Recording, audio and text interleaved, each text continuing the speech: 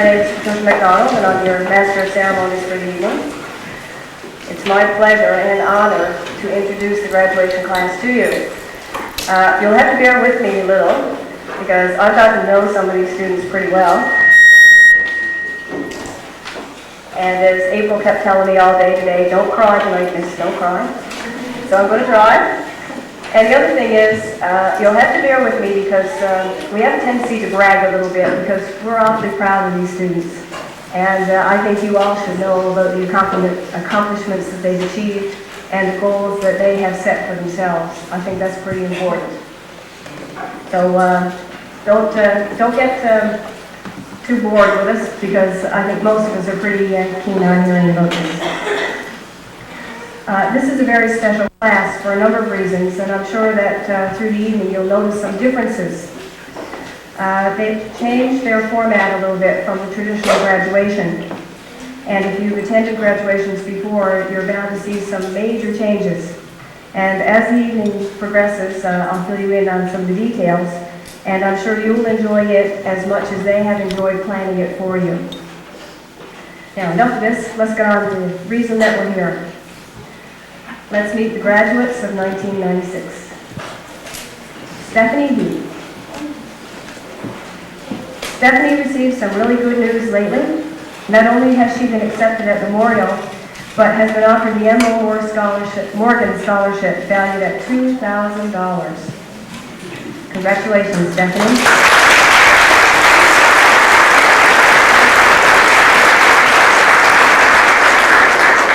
Hello, Renee, and her proud aunts are all here tonight.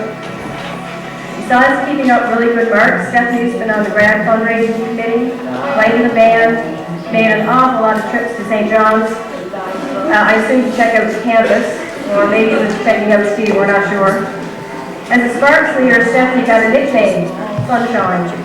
And as we all know, little kids are pretty quick to pick up on people, and I think Sunshine's a good name.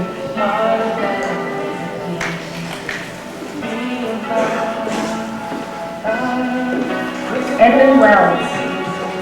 Edmund's the son of Christine and Edmund Wells of Springdale, West End, right, Edmund? Good thing the lights are off now, Edmund. He's not too fond of all these people. Actually, I hear it's pretty easy for Edmund to get flushed up there, so we won't look, don't look. Edmund enjoys the outdoors, fishing and canoeing. He hopes to get a job somewhere where he can work outside and away from the hustle and bustle of all these people. School soccer team is really going to miss Edmund in fullback position next year. I hope the scouts from the Canadian Olympic team saw him already.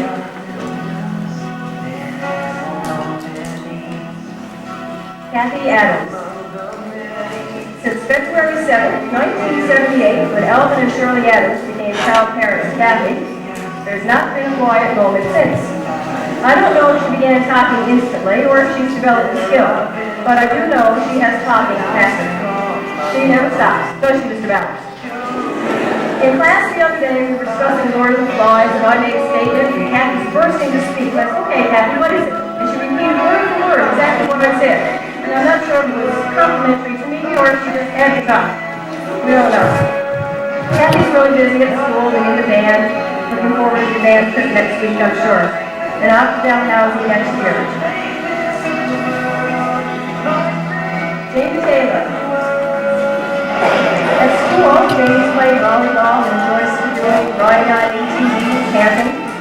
Spent many happy hours boating and camping at Boot Harbor. Of course, Boot Harbor doesn't have any roads, so Jamie can't drive down there. I'm surprised to say Jamie's not at all there anymore. We've learned about his most embarrassing moment in elementary school. They were doing an exercise called burpees, I'm told. Jamie confused the end of his body to reach about it. As grade 6 kids, this is pretty funny.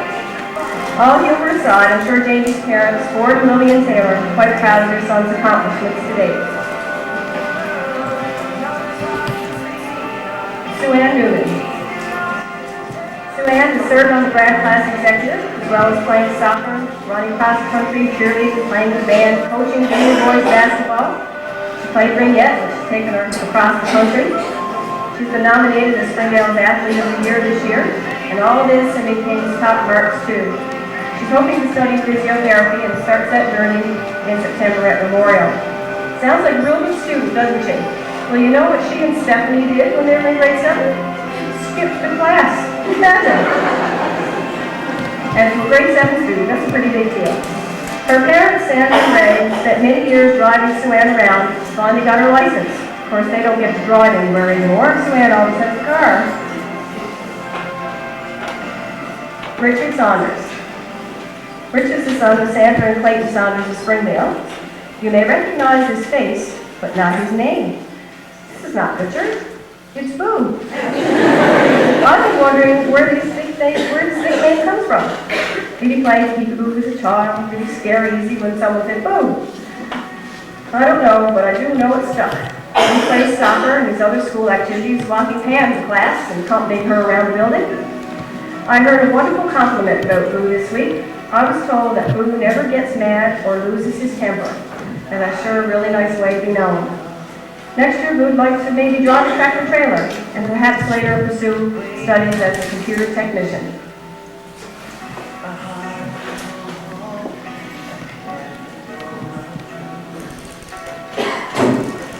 Sarah Boone. Sarah's a very busy student too. She served on the Grad class executive, student council, and band executives. She plays soccer, basketball, and volleyball at school, as well as swimming and figure skating. Did I say she plays volleyball? Well, that's a bit of an understatement. After a year of rigorous practice, travel, and tryouts, Sarah Boone has been chosen to play on the Newfoundland volleyball team for next year's Canada Summer Games.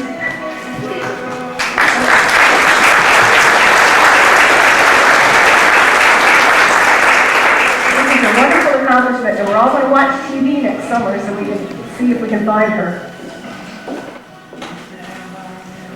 Amy Wells. Laura and Joe Wells was proud as punch when this little girl arrived on October 24th. Who wouldn't love her cute little face? Amy keeps especially busy in the summer as she's a valued member of the Blue Fin swim team. And to get extra exercise, she even rides all the way up to the pool. Of course, I don't know if that'll change now that she prefers driving. And if we have snow next winter, perhaps she'll get a good deal on a snowmobile for us all at Dallas. I understand she has a contact there. I'm not sure what Amy plans to do next year, but I hear she may go to Mayford to do a hairdressing course. Come back and do all the Grad's hair for us next year. In her future, she sees a family with lots of grandchildren for Joe and Laura.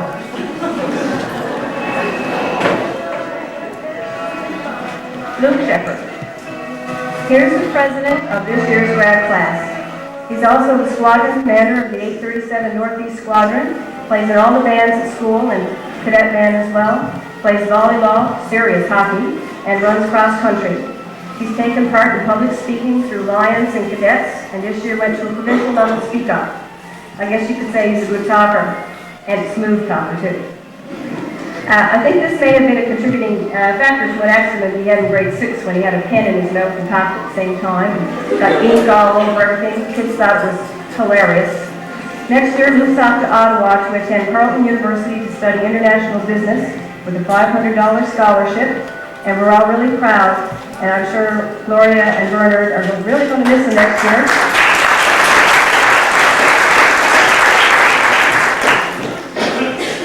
Jason King. Jason is the son of Terry and Mary King, and they moved here when Jason started level 2. It only took a little while for Jason to get to know people, and now he's quite a few close friends here. Actually, one is really close, and you'll meet her, Judy Ann, in a little while. They've one really very important thing in common, and you can notice this later when we're out in the gym, but their hair is really important. Because see, Jason's hair never moves. Never. I'd like to see him driving with the windows down. Helen Turner. This busy student has just rushed back from the Provincial Drama Festival in Corner Brook, and Helen had a lead role in Grant's award-winning play Big X Little Y.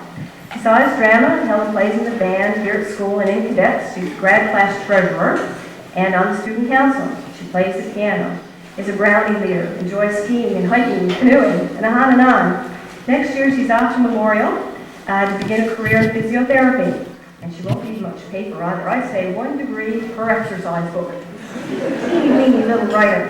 Her parents, Gail and Nigel, were much more observant than me, though. Apparently, I had They knew all about Helen and Kent and making eyes in class and things. I just had to be more observant, I think. Judy Ann Blackler. Judy Ann is the daughter of Don and Geraldine Blackler, Springdale. She's an only child, and in family living class, we've explained to her all the things she's missed by not having a brother like Leon or a sister like Kathy. Judy Ann's a cheerleader, plays volleyball, basketball, and badminton. I haven't watched her play many games, so I wonder if her hair gets messed up when she plays.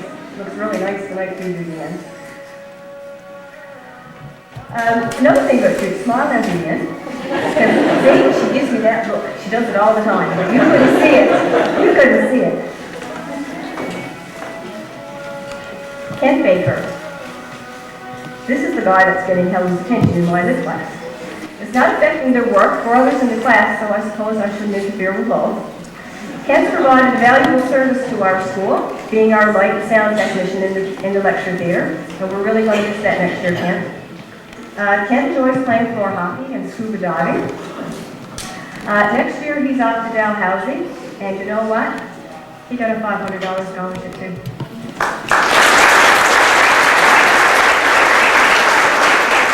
Lyle and Phyllis's baby is off next year, and they're going to be home alone. Things are not going to be the same. Sarah Hicks.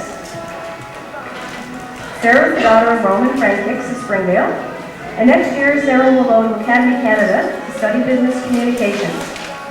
Over the years, Sarah has played soccer, been in the band, and served on the student council. She enjoys figure skating, skidooing, and partying. Let's go back to that skidooing for a minute. We didn't have much snow this winter. It's probably a good thing for their family snowmobile. Seems 2 years ago, she went off on skidoo and got broke down. Pretty scary. I think it was in the night and a long way from home. I figure if she was to do it now, she'd take Mo or a dog with her, and he'd keep her company.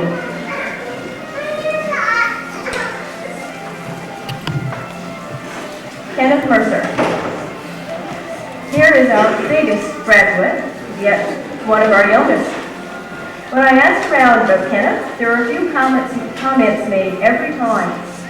So Kenneth, are you wearing those great big cowboy boots tonight? Everybody wanted to know. The music's a bit loud back here for me, and I can't hear them. The other common comment dealt with a bad habit of his. Kenneth likes to pick. He picks at and on everyone. Of course, this is very satisfying for him because he knows none of us would dare pick back. But if we made him mad, he would really hurt us. Actually, this year it's not been so bad, and I'm sure that his mother, Greg, and Josephine have seen more smiles than ever. Christopher Snow. 18 years ago today, Donna and Dave Snow were quite happy to have a new son. Happy birthday, Christopher. Quite a party we have for you this year.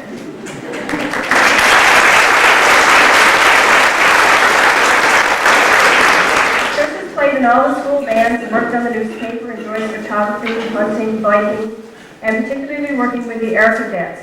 And this has been quite a rewarding experience for Chris. Last summer, as most students his age were learning to drive, he was learning to fly, and he has his private pilot's license. Pretty good. And hopefully in the fall, it's out to ROTP at Memorial University. I think the Armed Forces will be lucky to get you, Christopher. Sean Hayes. Sean is the son of Mary and Richard Hayes of St. Patrick's. You may not see it right now, but Sean usually has a smile on his face. Perhaps might be a bit nervous now, but it's back there. I've seldom seen him upset or mad, sometimes indifferent, but generally pleasant. Sean admits he's managed to accomplish something at this school that not a lot of people have. He's managed to spend 6 full years here without getting involved in anything. He said, "Miss, I haven't done anything."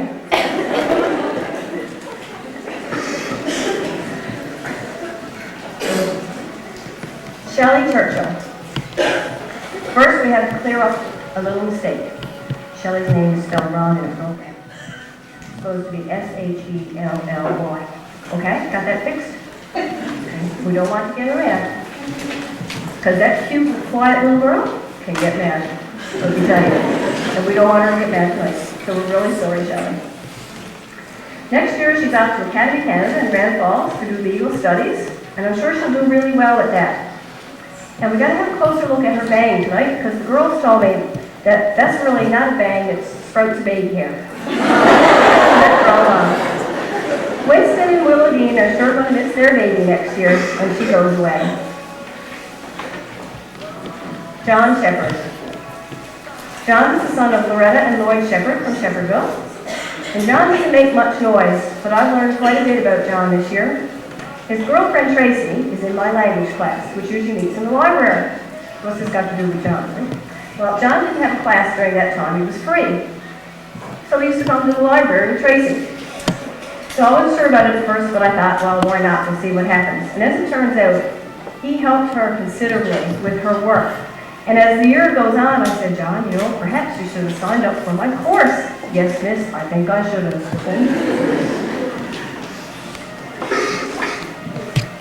Brian Saunders. Brian enjoys reading, watching TV, hiking, and curling. Actually, he spent quite a lot of time curling in the last couple of years, and has been on a very successful junior boys teams.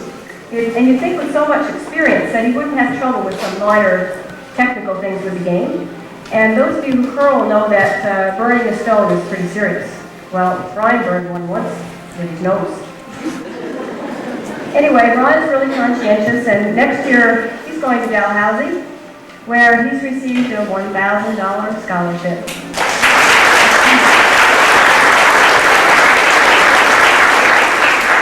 This is another only child that I'm sure Phyllis and Don are really going to miss too.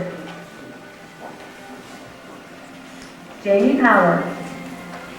Jamie's the daughter of Richard and Grace Power of Little Bay. Well, sort of Little Bay. I asked Jamie the other day where she lived before she came here when she was in grade 10. Well, she said, I've been in a few places.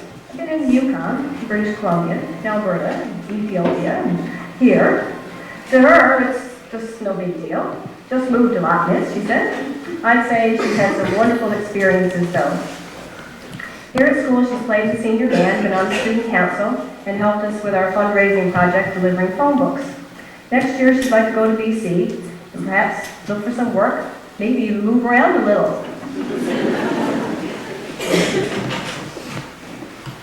Mark Evans. Mark, I really feel inadequate doing this tonight, you know. I should have contracted it with you. This is probably one of the best writers we've ever had at Grant Collegiate. He's actually written books, really. In his agenda, too. Not only does he write books, but he's got quotable quotes from fellow students and staff. I've heard some of them. He's been really busy with almost every activity in the school he's taken part in. And I don't have time to read them all out, but he's going to Dalhousie next year, too. And guess what? It's another $1,000 scholarship.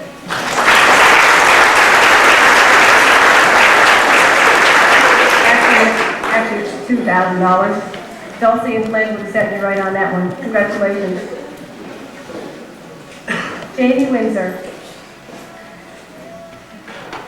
There are special sons, and here's one. Jamie was born early and really, really tiny when Sadie and Howard brought him home to Little Bay. Things went really well, and time went quickly. Now their little boy is graduating. Jamie's going to West Viking next year in Stephenville to study youth and adult corrections. He's been really helpful here at the school as a library prefect and computer lab prefect. So we really appreciate this, Jamie. Judy Ann won't let me forget it if I don't tell about the incident when Leon chased him around and took his research paper last year. Jamie ran through some water, slipped, and slid halfway down the hall. Judy Ann said it was hilarious. Lee Pitts. Here we have a professional writer. Haven't you read his byline, Special to the Nor'Wester? Photos by Lee Pitts? Actually, Lee is so good, he's been accepted at King's College in Halifax to study journalism. And this is a really specialized college program, so we're pretty proud, especially when he said, you know, they've offered me a $750 scholarship. And today, Dalhousie also offered him a $2,000 scholarship.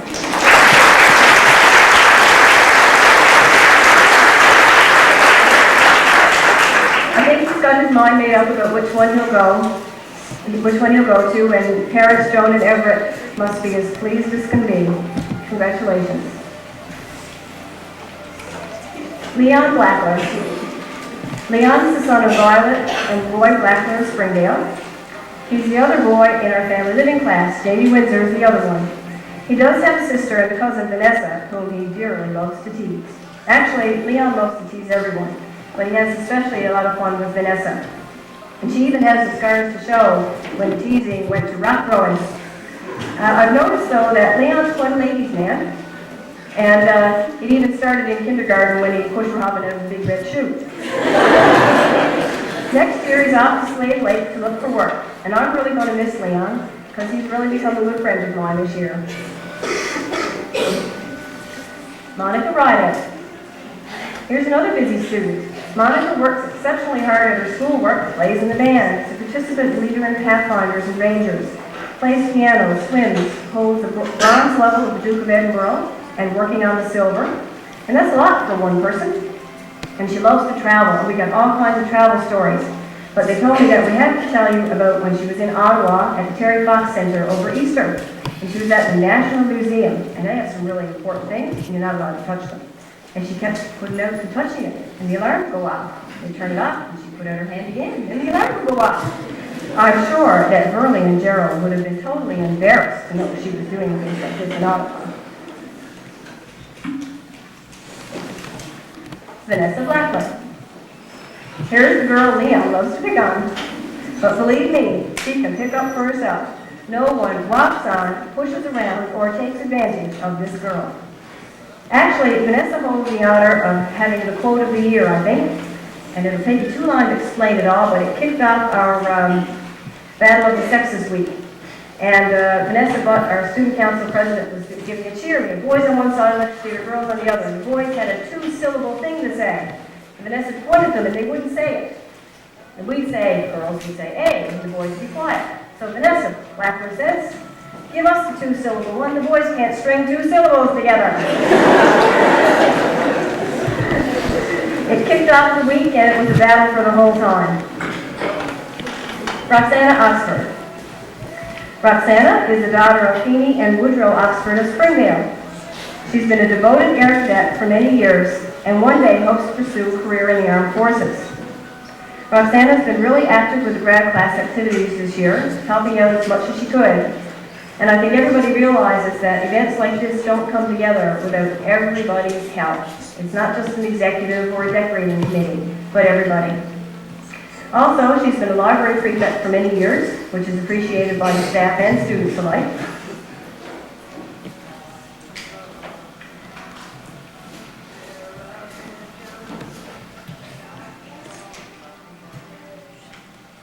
Roxana, I wish you all the luck in the future, and hope all your dreams come true, and every cloud has a silver lining.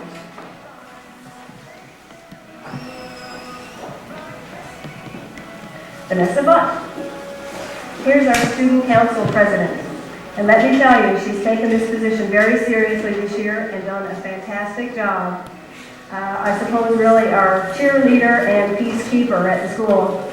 She's organized fun activities like our Battle of the Sexes, and she organized a student march yesterday over to the community college, which I think was a wonderful thing for her to do, showing how responsible young people really can be.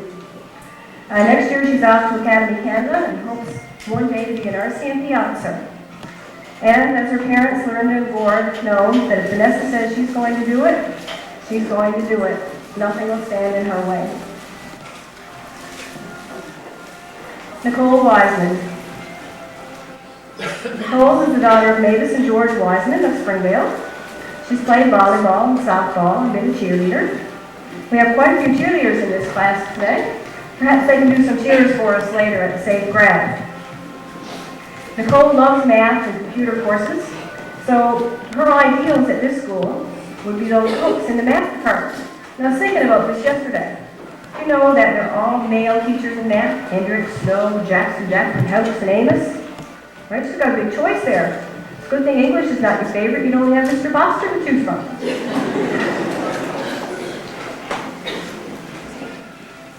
Teresa Short. See all these beautiful decorations here tonight? This girl headed up the decorating committee and with the help of her classmates created 2 wonderfully decorated rooms. Teresa's really concerned about what I might say about her tonight. So I'm not going to tell you about all the conversations we had in class this year about mad driving incidents, narrowly escaping buses and guardrails, and conversations about boyfriend trouble, and conversations about boobs or breasts, she says. Because Jamie and Leon really got an earful this year because there was boobs in the gym, boobs and strapless bras, and we covered it all in with Teresa. Anyway, Loretta and Eldrin, don't be too embarrassed. It was all very necessary and educational conversation. Sharon Wells. Please meet one of our school's most determined students. This girl has worked hard, and this is the reward, isn't it, Sharon? Be proud of your accomplishments. Besides schoolwork, Sharon likes to listen to music and hang out with her friends, especially Terry Lynn. Her parents, Geneva and Edgar, will really miss her next year, but she goes to Academy Canada to study early childhood education. Perhaps a certain young man from Jackson's Cove may miss her too. I've not met him, but I hear he's one of a twin. Sharon says they're identical different. Now, I don't know, are they identical or are they different? Maybe we'll see them later when we decide. Anyway, Sharon, good luck next year. Your determination will be recognized no matter where you go. April Foster. April is the daughter of Emily Sims and Guy Foster, and she travels here every day on the bus from Little Bay. That is, when she's not staying overnight with her buddies, Teresa or Vanessa. Really close friends, these girls. April enjoys doing and indoor activities include talking on the phone, you know who to, and driving around with the girls. This is a really helpful girl, takes on things without being asked. It's just a matter of that needs to be done, no problem. Next year, it's off to Grand Falls to do a course in secretarial computer specialist. Good luck. Stephen Saunders. Last, but certainly not least, hey Steve, more like save the best for last. Steve and I have had a few courses together, and I know what's on his mind is sure to be said. If he's nothing to say, he goes to sleep. But you better watch out here tonight, Steve, because you're not allowed to talk while you're sitting on the stage. And it's no best rest ahead of him. When he's not in school, he loves outdoor activities, hunting and fishing and canoeing. And I'm sure next year, if he goes to Alberta to look for work like he thinks he might, Dennis and Barb are really going to miss him, because we sure will. Mom, I graduated.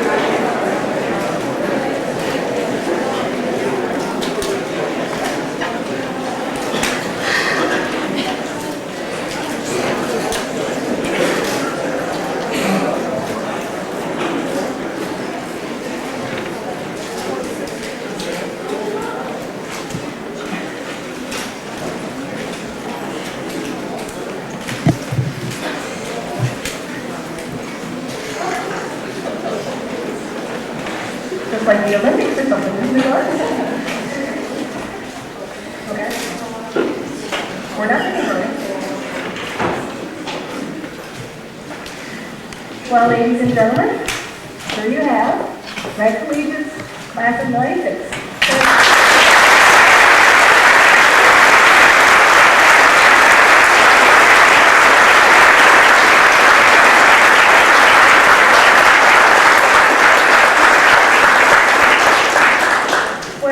You all look really great, that went really well, and now we can all breathe. Okay. Luke Sheppard, our class president, would like to have a few words.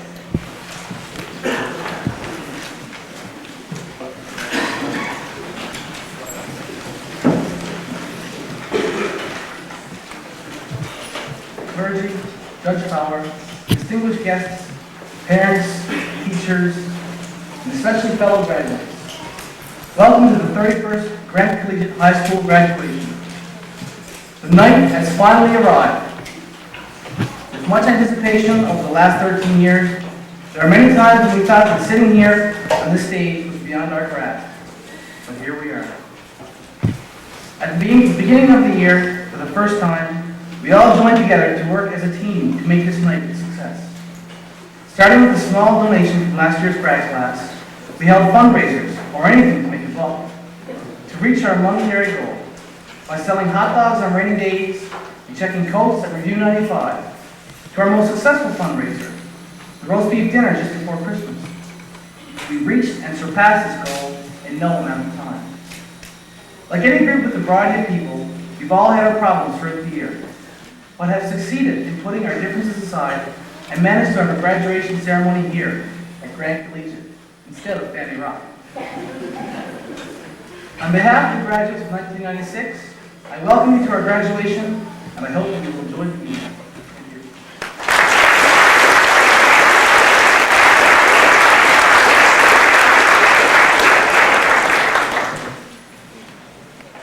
We have a lot of special guests here tonight. Of course, the 34 most special ones are right here in front of you. But we have other special invited guests as well, who are seated in our audience. Because of some little changes in the format for graduation this year, you're going to have an opportunity to talk to, mingle with, chat with a lot more people this year than you would have had in the past.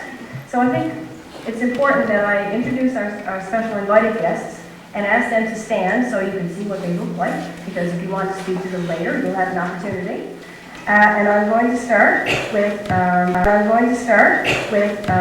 member of House of Assembly, our representative for Windsor Springdale, Mr. Graham Blight.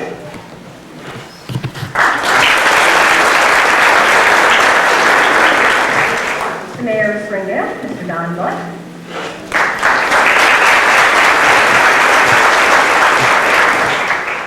The Chairman of the Green Bay Integrated School Board, Mr. Harvey Gizzard.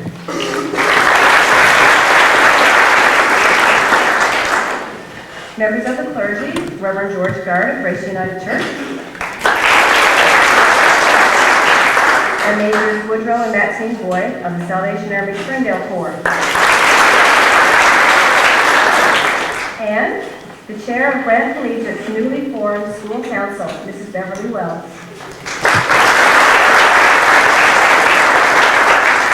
Thank you all very much for taking time from your busy schedules, because I know that they must be busy. And we appreciate your coming, and you'll have an opportunity a little later to have a few words. Give me a little minute. Few words. 1 minute, okay.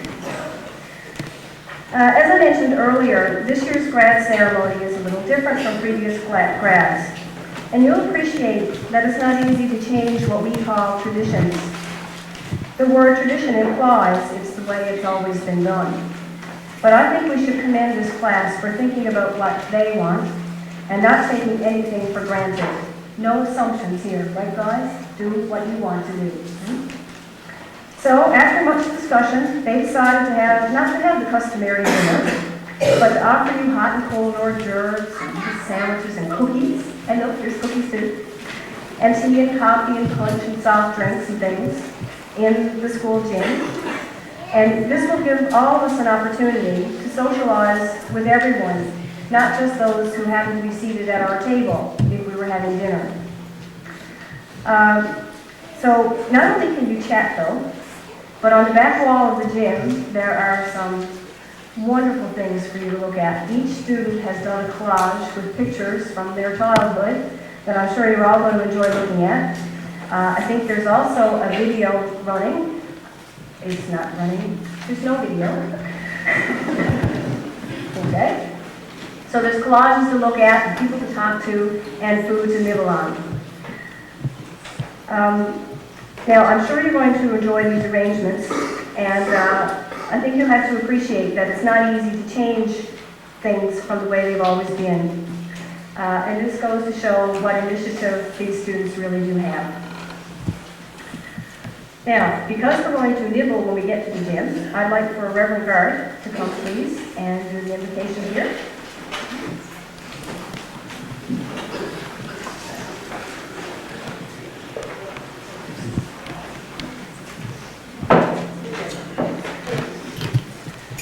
asked our MC if it was supposed to be a prayer of invocation or grace. She said a grace cut it short. She's right on the bit, that girl. Oh, by the way, congratulations to everyone. I see some familiar faces, and it's wonderful to see you sitting there and one part of the journey is over. Shall we pray? Gracious and loving God, we thank you that we have the opportunity to come together this evening. We look forward in anticipation to the evening that is before us. We thank you for all those who made this night possible, those who worked on and prepared the food for us. We thank you that we can come and share it together. But as we partake of this food, let us not only celebrate with this graduation, but let us also be aware of those who do not know what education is like, those who do not know what food is like. May we also remember them. We ask you to bless us now as we share this together, the fellowship, the love and affection that is among us. May your grace and your peace be with us. In Jesus' name we pray. Amen.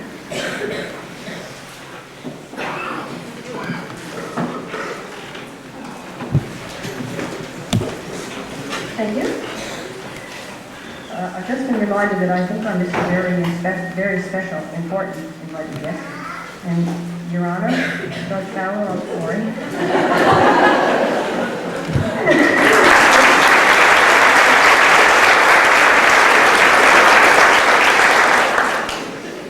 I hope I don't come up in front of them again.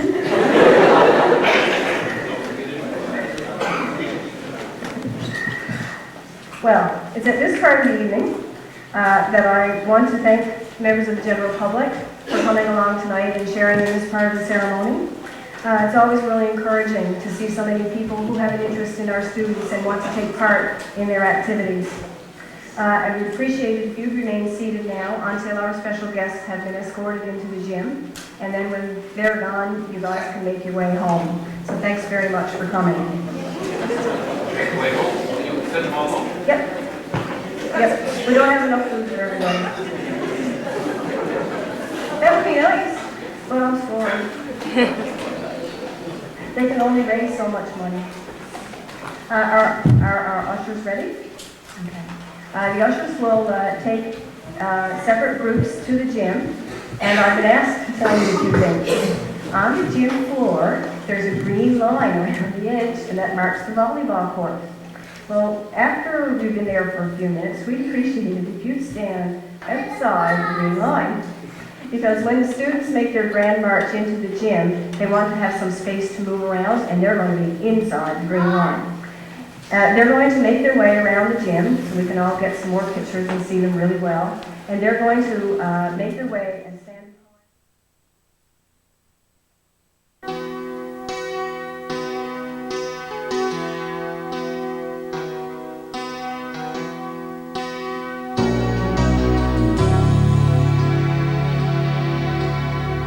The wind is moving, but I am standing still. A life of pages waiting to be filled. A heart that's hopeful, a head that's full of dreams. But this becoming is harder than it seems. Feels like I'm looking for a reason, roaming through the night to find my place in this world, my place in this world.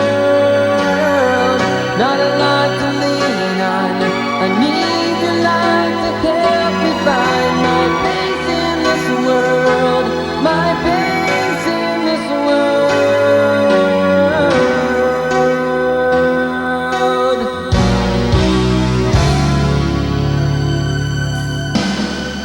If there are millions down on their knees among the many, can you still hear me? Hear me asking, where do I belong? Is there a vision that I can call my own? Show me, I'm looking for a reason, roaming through the night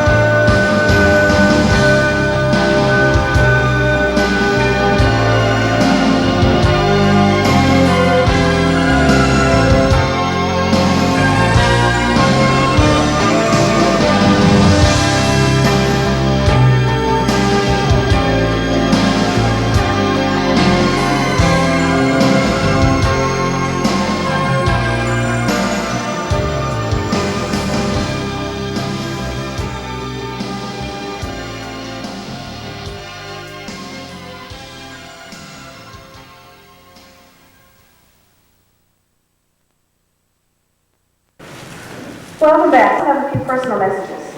And one is to Sue Ann Newman from Lori Kay in Nova Scotia. Just a little message to let you know I'm very proud of you and thinking of you on this special day. It seemed like yesterday you were just a little girl I took care of, and now you're a beautiful lady who's on her way to university. You'll always be in my thoughts. Love, Lori Kay. And then later today, I got another message with her sister Loretta, also sending her greetings. I also have a message for Nicole Wiseman from her sister Dana. Sorry I couldn't be here with you tonight to share this moment with you. I miss you very much, and I wish you luck, happiness, and hope you succeed in whatever you choose to do. Love, Kate. Then we'll move on to the formal part of this graduation ceremony. With his greetings, I'd ask Mr. Bram Flight, our MHA for Winter Springdale, to please come forward. Flight?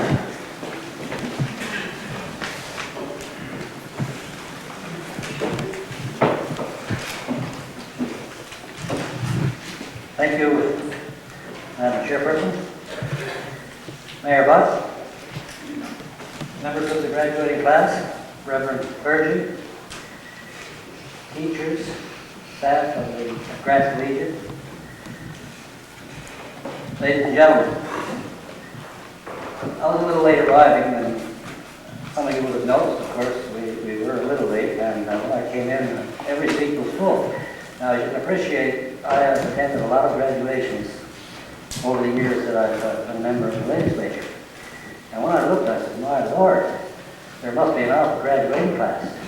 Alpha Psi, because every graduation I've ever attended has been sort of restricted to the graduates and the parents. And I took a look and I said, that's all parents. And then I looked beside the chairs and no. It's a great idea though. It's a great idea to involve the general public. When our chairperson introduced the guests and asked them to stand, I turned to your mayor, Mayor Buck, and said, Don, you don't need to stand. Everyone know you. I do need to stand. Not very many people here know me, so I got to stand. Sounds good anyway. I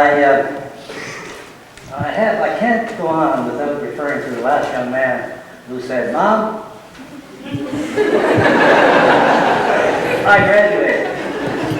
And I thought of one of my sons, I got 3 sons who graduated, and I thought I was coming next. Fooled you, didn't I? I want to say that I'm delighted to be here this evening to bring greetings to the graduating class of Grand Collegiate. I bring greetings and best wishes from the government of Newfoundland and Labrador. This is a very important occasion, a very important time in your lives, your graduation from high school. It's a time to reflect on the years, your years of school, the friends you have made, the achievements, and of course the big decision. What career course do I follow? The decision you make and the road you choose will affect you for the rest of your lives. My advice to you is to weigh your options carefully, keeping in mind that today, and this is a fact by the way, that today most professional people change their professional careers 5 or 6 times in their lifetime. Whatever you decide, you will face challenges and adversity. Your province, Newfoundland and Labrador, is today facing great adversity. Your own town, Springdale, is facing adversity as we speak tonight, because I'm sure that you are aware and you're greatly concerned about the situation facing your own Springdale campus.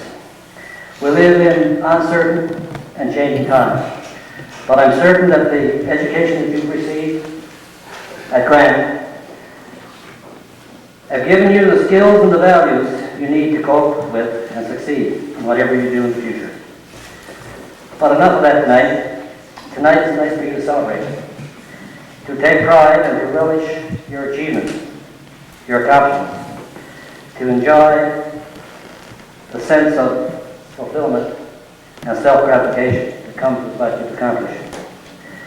So do that tonight. Have a fun and enjoyable evening. I'd like to congratulate 2 other groups of people that played a key role, major role in getting you to where you are tonight.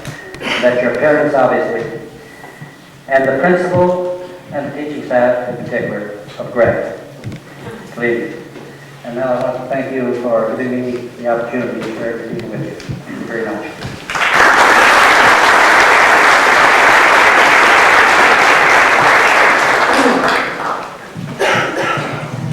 you very much.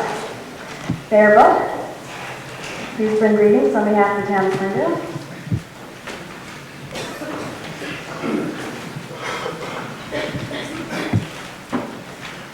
Madam Chairperson, ladies and gentlemen, parents, teachers, and most importantly, graduates. As Graham just said, this is a very important day in your lives. You are now going out into what we consider the real world. Your time here at Grad Collegiate has certainly been served quite well. You have a great bunch of teachers. The school you should be very proud of. Your town, when you leave, you should never forget where you come from your roots. I'm on the low end of the political ladder, so I'm not going to take as much time as Graham did. But again, congratulations. You've earned it. Enjoy yourself tonight. But I think I'd be remiss if I didn't mention the fact that this school, some short years ago, was voted one of the top 10 schools in Canada. And I think if you don't appreciate it now, you certainly will in due course. I do. I doubt very much if some of the teachers appreciate when I was here, but I certainly appreciate the fact that I graduated from Grad Collegiate. Something that I noticed tonight, and that was the scholarships that were passed out. I think there was one scholarship for Memorial, and I think, if I'm not mistaken, there was at least 6 or more for mainland universities.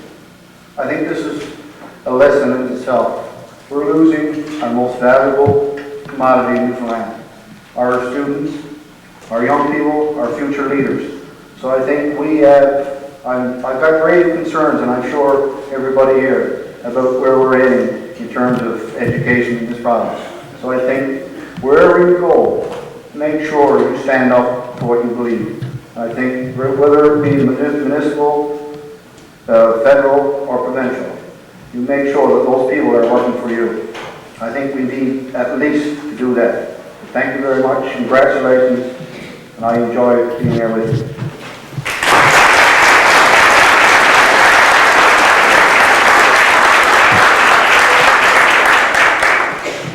Thank you very much. I'm a Grad Collegiate graduate too, Don. You couldn't have put it any better. Now I'd like Mr. Harvey Gizzard, the chairman of the Green Bay Integrated School District, to bring greetings, please.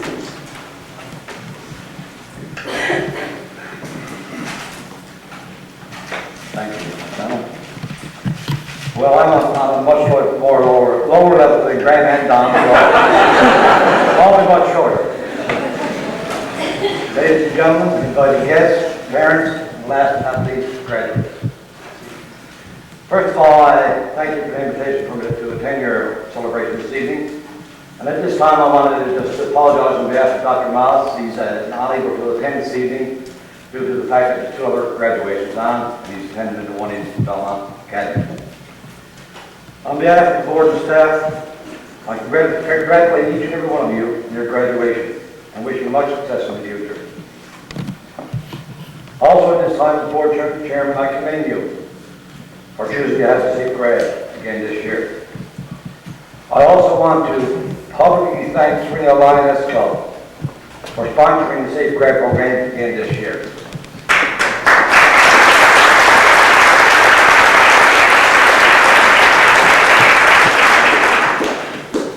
I'm sure this means a lot to you as parents and to you as students.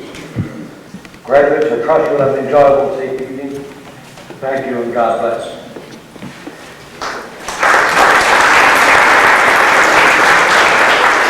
If you don't mind, I'd just like to take about a half a minute to do a presentation. I think it's very important at this time. Dr. Miles told me I had to do it, so I take over from him.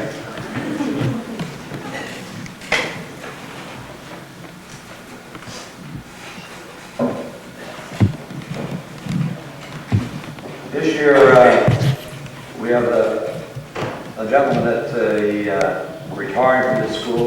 I don't know how long he's been here, but it's been a number of years. I know he's the oldest graduate. I'm talking to the principal, no, you know, he's the oldest person here anyway. If you would, Mr. Blake, I'd appreciate it if you come down and accept this on behalf of the Green Bay Integrated School Board.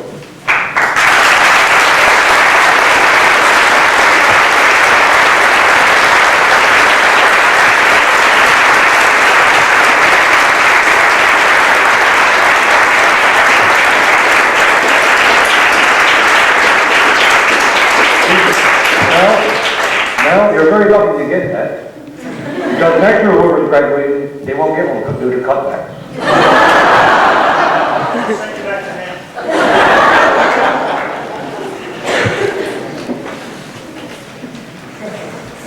Thank you, Mr. Gizzard. And Mr. White, we're going to miss you next year. But we'll talk about that later. Major Boyde, I'd like you to come forward, please, and read readings on behalf of the clergy. I have the Lord of this one. The Lord of doom on me. Most things are over my head, even my wife.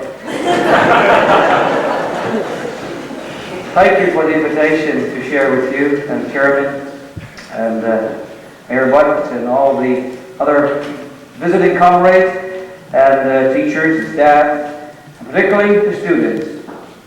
You are very special, and it's a special duty for me to bring greetings on behalf of the clergy of this town. I may not put it in words as they would, but however, we are very proud of you. And I discovered a little comment this afternoon that says, without work to do, the head is just a loafing place for thoughts and ideas. The head begins to swell when the mind stops growing. And I'm sure that as you venture out into this world, with uncertainties, not knowing what the days will hold, but I believe that as you venture out to take your place in the world, you will help to make a difference. And we just pray that God's grace and blessing will be yours as you do so. And the verse of Scripture that comes to mind is this: in all your ways acknowledge Him, and He will direct your paths. And if ever there was a true statement through history, it's been that one. And I trust that you will claim it for yourselves. And I also leave with you a dish of peas. Number one, some years ago, the doctor or the midwife or the nurse presented you to your parents. And tonight, they are proud. And you promise to them joy and peace and happiness. You promise to society to bring change, to bring stability, to make things different, and to make things happen. And with your potential, you can do it. May God bless you.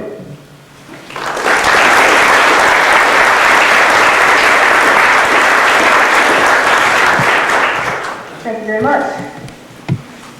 Our next special guest is a new inclusion this year, and our school is very pleased to have established this year a school council.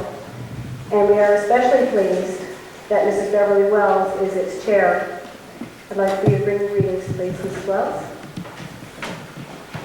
And even if you don't agree, I think all the women will. It's nice to see a woman now come up and have her chance instead of all the men.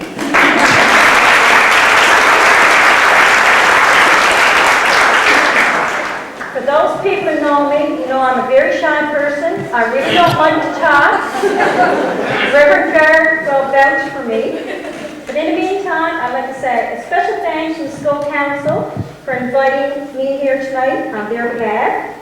And to all the grads, the school council, I guess, is a lot like you, because we are a new beginning too. And from all the council, I would like to say congratulations and good luck. As you begin to venture out to find your place in the world, may you keep your head in the clouds, your feet on the ground, and your spirit in God's hands. Thanks.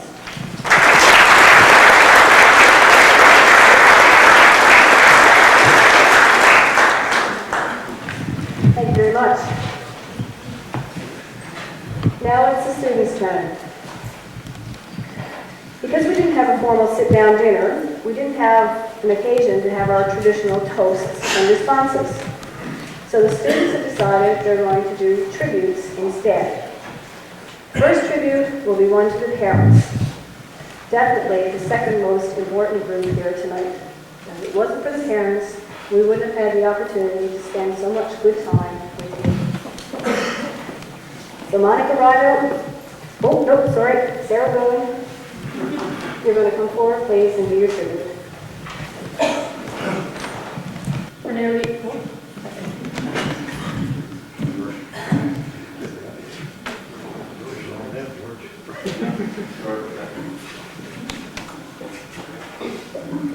For nearly 18 years, these people motivated, encouraged, and guided us through the ups and downs of life. Despite our stubbornness and unwillingness to compromise, they've always been there to lend a helping hand. These people, the ones who brought us into this world and sometimes think they can take us out, are our parents. This graduating class of 1996 would like to acknowledge and thank you for your tremendous support you have given us over the years. Because of your constant love and faith in us, we've successfully made it this far. You were there to pick us up when we fell. You gave us wings and made us fly. You gave us strength when we were weak. You gave us faith because you believed. And we know you'll always be there to help us find our place in this world. Thank you.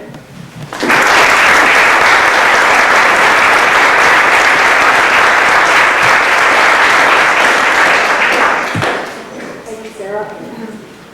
And now Monica Rideout will do a tribute to parents. Well, teachers. That's backwards.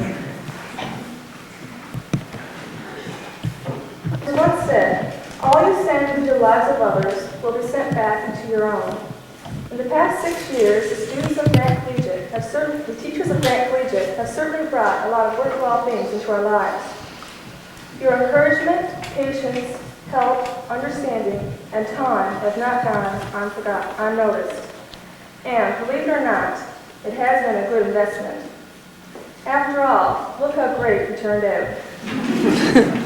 On behalf of the graduating class of 1996, I would like to thank all of you for your dedication. Our wish is that you may receive as much in return as you have given us. Thank you.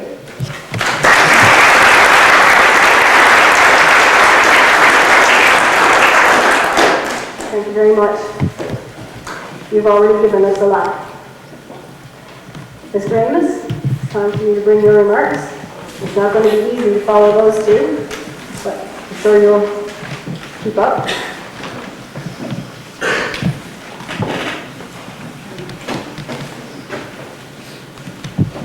Mr. Fowler, Mr. Flight, Mayor Blunt, my parents, graduates, fellow teachers, ladies and gentlemen. It gives me a great deal of pleasure to be here in front of you tonight to say a few words to and from the teachers to the graduates of 1996. And certainly, since we're not having responses, I will respond just briefly to Monica's remarks. We've enjoyed having you. We hope that we have been able to lead you in the right way. We have had our differences on occasions, as teachers and students always will, but I think you will look back on them, and whilst you may not always agree with them, our hearts have been in the right place and our intentions have always been to your best interests.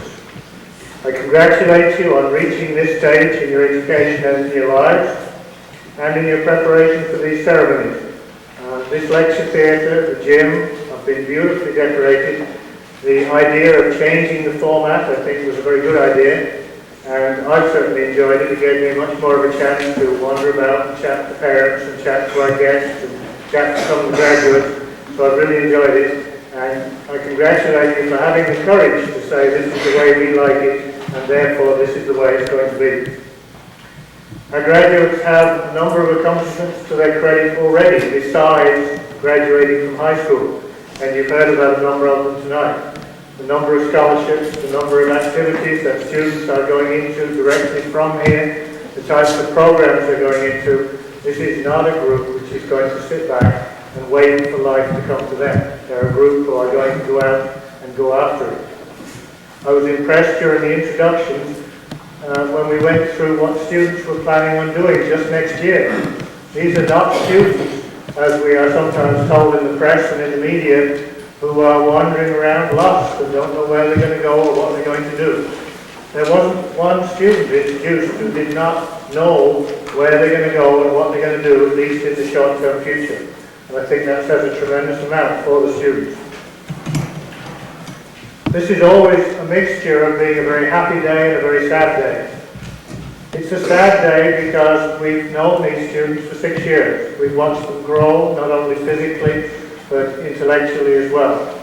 And it always seems as if in the graduating year, they suddenly change from being young students to being young adults that we can deal with as equals. And then just as we get to that point and feel really comfortable with them, and they feel, I think, comfortable with us, they have to leave, and we have to go on and start the process all over again. It is a happy day, though, because how could any teacher or any principal not feel happy and proud to have this group of graduates leaving our school this year? I don't think it would be possible to feel any other emotion except pride and a lot of satisfaction that maybe we helped to get them where they are now. So congratulations to all of you. The theme is an interesting theme, and I've taken it in 2 little pieces. Today is the day we venture out, and indeed it is. It is the day that we begin to start the next major step of our lives.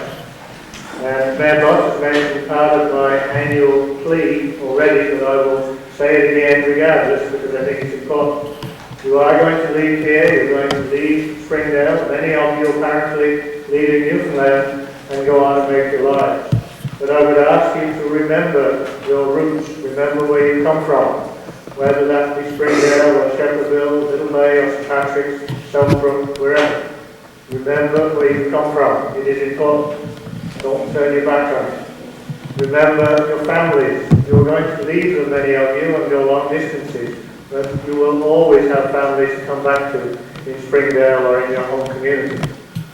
And I would also ask you in this age to remember the influence that your church has had on where you are now. Church is an important institution, regardless of which particular denomination you happen to be a member of. I happen to believe that that part is not very important. What is important is the influence that the beliefs that have been bred in you from your parents, from your church, and I hope from your school, some of those will stay with you. The other part of your theme is to find our place in the world, and that is the next step. And in order to do that, you need to think about where you want to go, set goals for yourselves, and go after them. I believe after listening to the introductions and listening to where you are planning on going, I don't need to say a lot about that. You people have goals and you have very clear plans about how you're going to get there, and I wish you all the very best, and I hope that you achieve the goals and beyond that you set for yourselves. I was talking to one of the students, and I won't single out my name, but I'm sure most of you will figure out who it was. And I was talking to one student only a couple of days ago, who has a very clear idea of what he wants to do, where he wants to go. And he now has the satisfaction of being told that yes, he can go where he wants to go, and indeed the place where he wants to go is going to give him money to get him to come there because they want him to come and study at that university. That's the sort of achievement and the sort of feeling that must make any student feel just wonderful. And I think the scholarships that you get awarded in universities or anywhere else, part of it is, isn't it nice to get some money? But the big part of it is somebody outside of our immediate area values you for your own abilities and is willing to recognize that in a very real way. I have one other message for you. I too am very proud that you have decided to go with a safe grad. I think it's extremely important. I think, I'm not going to go into all the reasons why it's important, you've heard them all so many times before, but it really is important, and it says a great deal about your responsibility and character that you've made that choice. You have a lot of support, reliance, help, spend quite a bit of money and a considerable amount of effort to put together a safe grad for you to try and keep you safe tonight. They do that not for publicity, not to look good, they do that because they care and they don't want graduation to be marred by any unfortunate events. We are all realistic enough to know that there are going to be some people who have another party on Saturday night some other time. And again, I believe honestly, not for publicity, not for any other reason, but just because they care. The CBC has a program which provides each of you with a little card and a quarter to keep in your pocket. And if you need to phone to come home from anywhere and it is not safe for you to drive home, please use the quarter. It's provided to you for that purpose. It's not a publicity stunt, it's because people really believe this is important. I've said this before too, but probably not to these particular students. I was in a school, as vice principal actually, when a student did in fact die on graduation night. And I never, ever want to go through that experience again, and nor do your parents, and nor does this school, and nor does the town. So enjoy yourselves. If you are going to indulge in things that we all tell you you shouldn't, well, so be it. But please be careful. Please phone somebody and say, come and get me. And I will make this pledge to you that if there is nobody else you can phone, my phone number is in the book. And if you need a ride home from wherever, just telephone. Not every night of the year. For the next night or two. We do care about you. Our share forget you sometimes, and you've been upset with me sometimes. But believe me, tonight I am proud of every single one of you. I'm proud to see you as graduates of Grand Collegiate, and may the rest of your lives continue as wonderfully as you would want them to. Congratulations and thank you.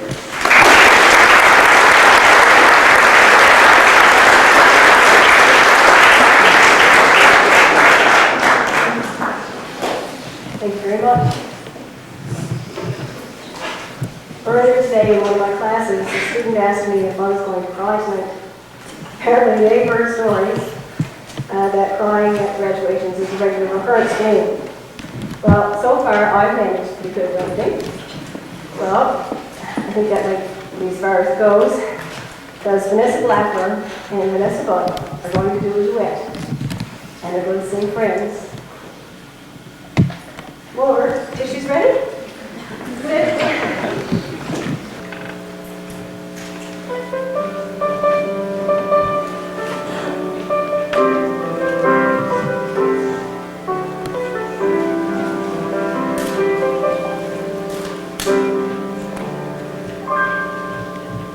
Packing up the dreams God's planted in the fertile soils of you.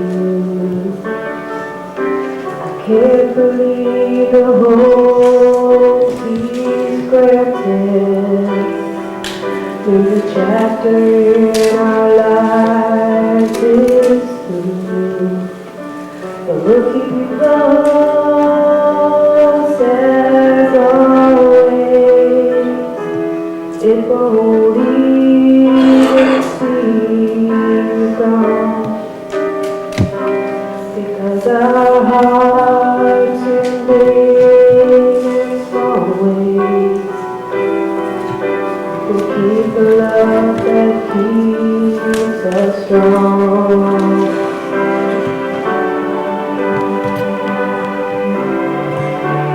Friends are friends forever if the Lord's the Lord of them. And a friend will not say never, 'cause the welcome will not end. Though it's hard to let you go, in the Father's hands we know that a lifetime's not to live as friends.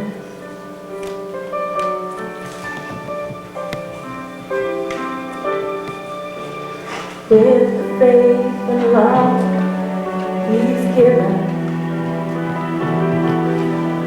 spring from the hope we know,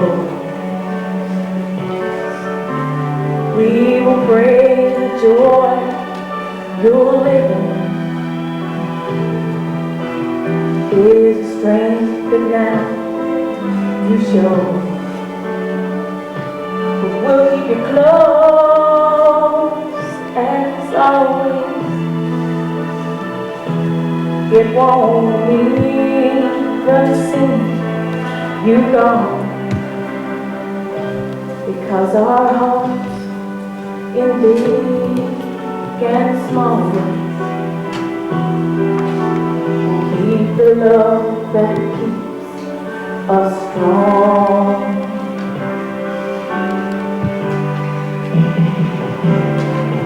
And friends are friends forever if the Lord's the Lord of them. And a friend will not say never, 'cause the welcome will not end. Though it's hard to let you go, in the Father's hands we know that a lifetime's not to live as friends. And friends are friends forever if the Lord's the Lord of them. And a friend will not say never, 'cause the welcome will not end. Though it's hard to let you go, in the Father's hands we know that a lifetime's not to live as friends. No, a lifetime's not too long to live as friends. Love you guys.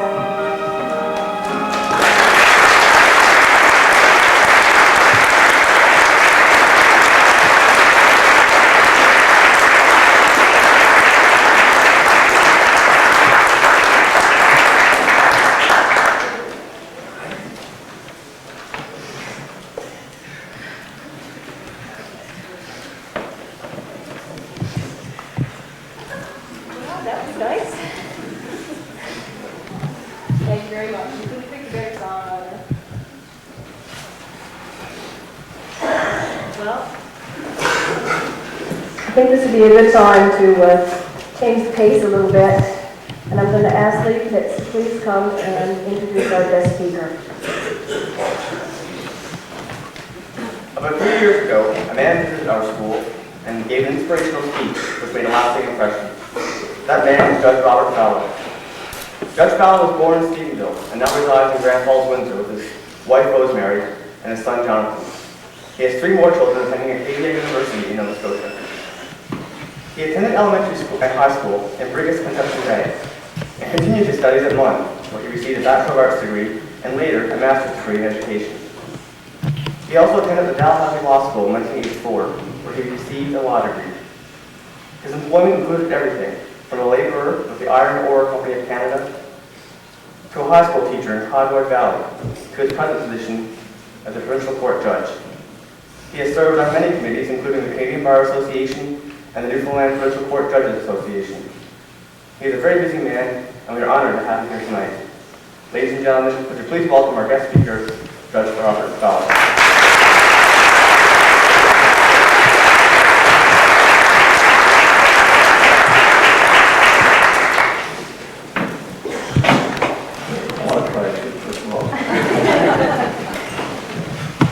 Madam Chair, and Mr. Chairman,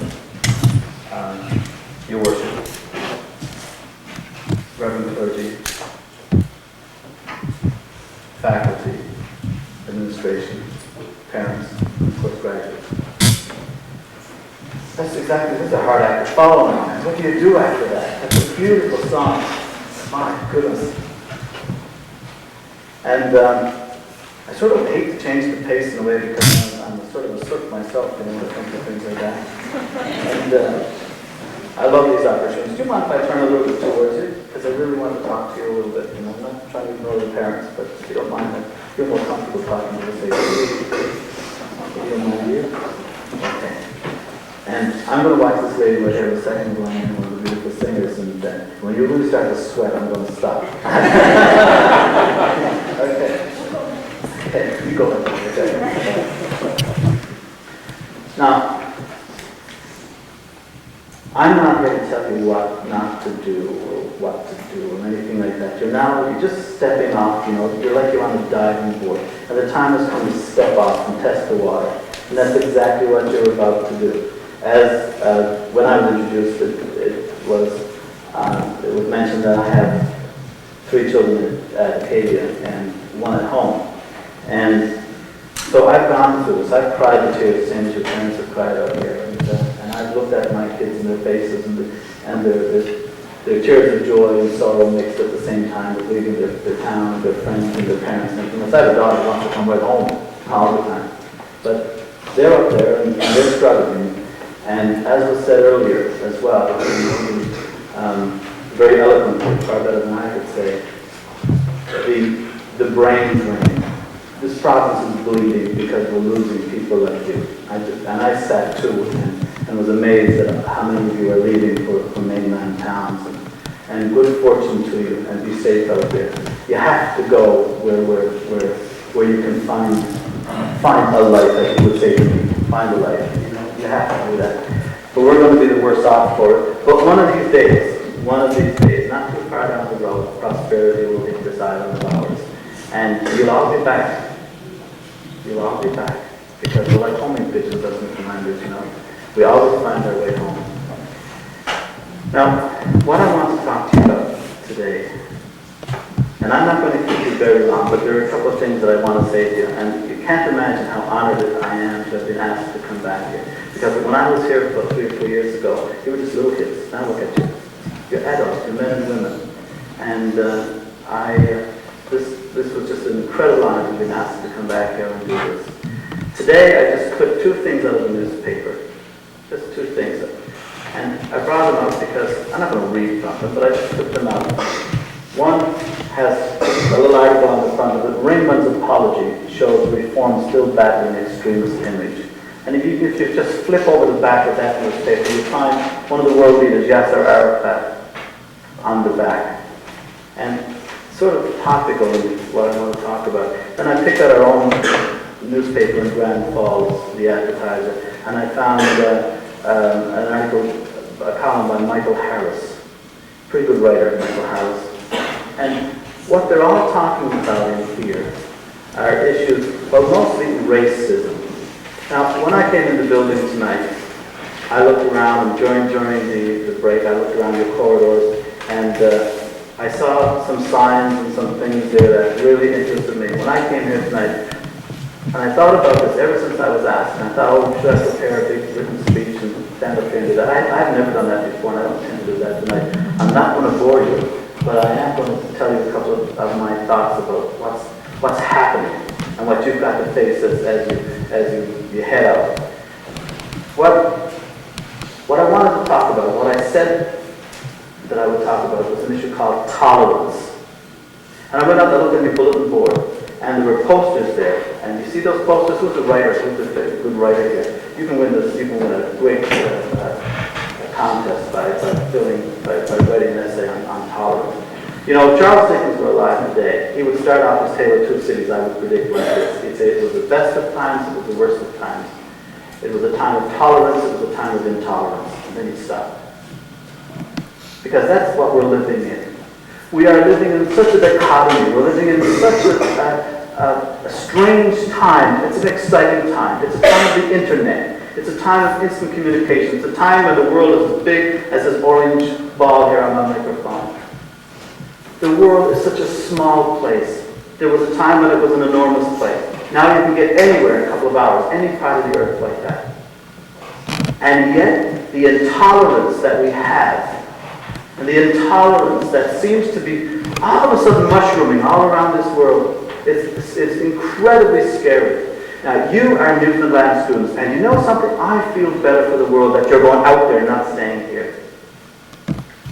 I really am sad to see you go, but I'm really glad you're going out there. Because of all the people on the face of this earth, I don't know of any group that's more tolerant than Newfoundlanders.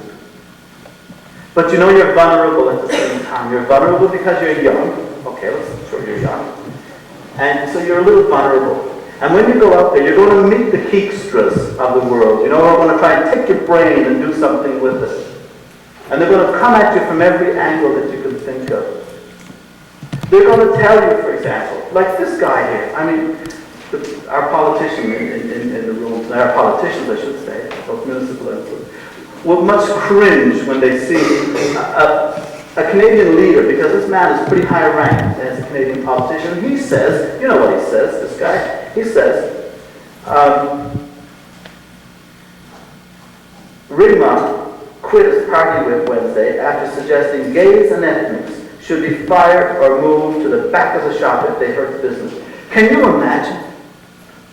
Can you imagine somebody who's in that position in our society today telling you that if you're gay, or that if you're black, or if you're short, or if you're tall, or if you're Newfoundland, or if you're Asian, or if you're whatever, and you're hurting business, get to the back of the shop. Exactly the same thing that happened in the United States during the incredible fight for desegregation of the schools. When in the Brown case, she was told, get to the back of the bus. You're not allowed in our school. Institutionalized racism. And you are going to be charged in your hands because you are our future. You got to get it right. We didn't get it right. We screwed it up. And now we've got to say to you, please look after us in our old age. You get it right. We didn't do it right. We still have these people who can say that. One of my closest friends, a judge in Western Canada, one of the most incredible men that I've ever met in my life, the most gentle, the most courageous, and he's gay. And he's got a brilliant mind. Why should he not have a brilliant mind? You say, get to the back of the bus, get to the back of the store, don't eat in our restaurant, don't get a job here. I saw on your poster out in the hall, you know that nice poster you have where all the singers and all the entertainers, and it says we're all the same color in the world, you know that one out there? And you look at some of the names on that poster, and look at those people. Some of them are black, some of them are white, some of them are Asian, some of them are Canadians, some of them are gay, some of them are not gay. What difference does it make? How could it possibly hurt anybody who I feel affection for or not? And yet we hear in our society, we hear skinheads in Europe beating up on other Eastern European peoples. You look in Central Europe itself, you look in the Eastern Bloc countries. I just had a great privilege of visiting Slovakia and the Czech Republic. They're now separated, it used to be Czechoslovakia, but now they're separated. And, you know, if you want to see a people so much like Newfoundlanders, you have to go to Slovakia and see those people. They've taken on 50 years of communism and brutality, and they're trying to find their life back. And they're doing it. And they've learned, and for all down through the centuries, and now, as you know from your world history, all down through the centuries, those little ethnic groups of people were killing one another, just like the Croats and just like the Serbs are today. And why are they doing that? Why are they doing that? They're doing it because of intolerance. You know, we have in our Canadian Charter of Rights and Freedoms a guarantee against racism, a guarantee against discrimination. But what does it mean? We institutionalize discrimination in many cases. Well, in Newfoundland, of course, we've institutionalized it, and we have it as part of our Canadian Constitution. Rather than institutionalized, we even have it constitutionalized in terms of our education system. Now, I'm not going to get on to that, but that's an example. We've lived in many places too, and our children went to school in public schools, and they went to school in Newfoundland in separate systems, and I can assure you that none of them were hurt. None of our children were ever hurt, intellectually, emotionally, spiritually, or any other way by coming in contact with any other religious group in this province.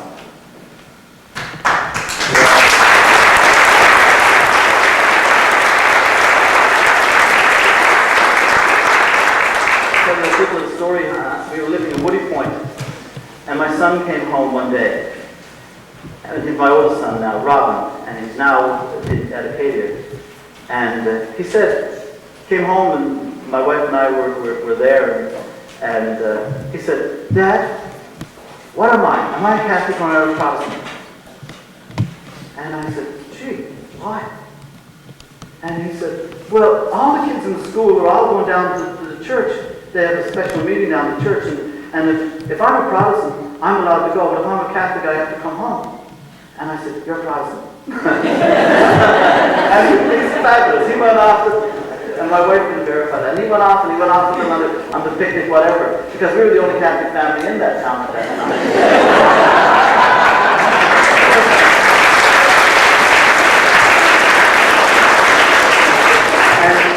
You know, he's the most wonderful young man that you'd ever meet in your life. He's gentle and he's tolerant. And you know, it didn't hurt him one little bit.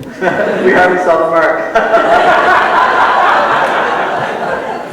Fabulous. So what are we doing? What are we doing to our young people when we tell them, when we allow this to happen?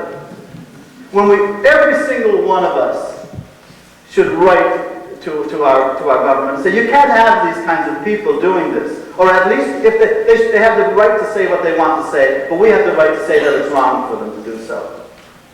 And when we send these beautiful young people here out, and you know, the pressures that are going to be on them, they're going to be, you know, in our own system here in this province again, you know, we're told that to be slim and to be 120 pounds or whatever is beautiful. You know, and then we tend to think, gee, what if I'm not 120 pounds? Does that mean I'm not beautiful? Well, I'm not 120 pounds. But anyway. But you know, and you can see it in our house, you know, you can see it in my daughter, you can see it in our friends, and they're all, they have to sort of fit a norm. Well, you don't have to fit a norm. What makes you beautiful is your differences. You know, just look at you all. You're all different. It's what makes it so wonderful. And when you go out into the world, and you go to Toronto, and you go to Vancouver, and you meet all these incredible people from all over the world, you're just going to be enriched by them. But if you look at them as black people, or white people, or brown people, or orange people, or Indians, or Métis, or anything else, you say, hey, gee, they're different. I can't have anything to do with them. You're adding to this intolerance. You're adding to it. Don't do that. Open your hearts to people. All people have the same likes and dislikes. It doesn't matter. I was in Africa, teaching a course in Africa not so long ago. And I saw kids who walked 30 miles in bare feet, so help me God, 30 miles under a hot sun, bare feet, because some teacher had come into this village and was going to teach for 2 hours. And they walked 30 miles. How many of us do that? Me. You know? But, and I saw people with no legs, no hands, no arms, from disease, from all kinds of things, and yet it seems to me that the less that they have, the more tolerant they are of one another, and the danger in our society is that the more we get, the less tolerant we become. We start to think, hey, I'm better. I'm better. Well, I'm not better. I have all kinds of problems and warts just like you do. And if you start to think like that, after a while somebody will get you. Somebody will get you. And you'll get a terrible fright sometimes. You have to respect other people's beliefs. You have to respect their ethnic backgrounds. It doesn't matter if you're a Mi'kmaq Indian in Pond River, or if you're a Labradorian from the northern tip of Labrador, or if you're from St. John's, or from Brigus, or Stephenville Crossing, or anywhere. It just doesn't matter. We are all people. You know what one of the nice equalizers that I heard one time, it really makes me feel good when I start thinking about differences in people. I always like to look at what makes us similar, not what makes us different. But you know something? What's really interesting? That scientists have discovered, and I'm sure the biologists in this room know this anyway, that every human being has the same number of hairs in their body. Hey. Isn't that something? I mean, you know, isn't that a nice piece of information to take away with you as you go out into the world? You know? It doesn't matter if your skin is black. It doesn't matter if your skin is white or if it's brown or anything else. You're all the same. It comes right down to the hairs on your body. Same number of follicles. Now, some of you may think you got more hairs than I do, but I started out with the same number. Now, I'm not going to talk for very much longer, but I do want to just say a couple more little quick things to you.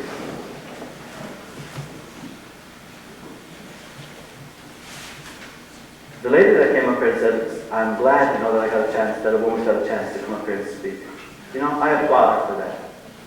Because, one of the biggest divisions in our society today, and I've spoken about that here one time before to another class, and I might as well mention it to you people, is this incredible differentiation between men and women. And if you ever, gentlemen, want to take this tolerance level to where it ought to be, you make sure that what you do in your life, that you look upon the other half of the population as completely equal. The amazing thing, just like the hairs on your head, have the same number of brain cells as you do. Exactly the same.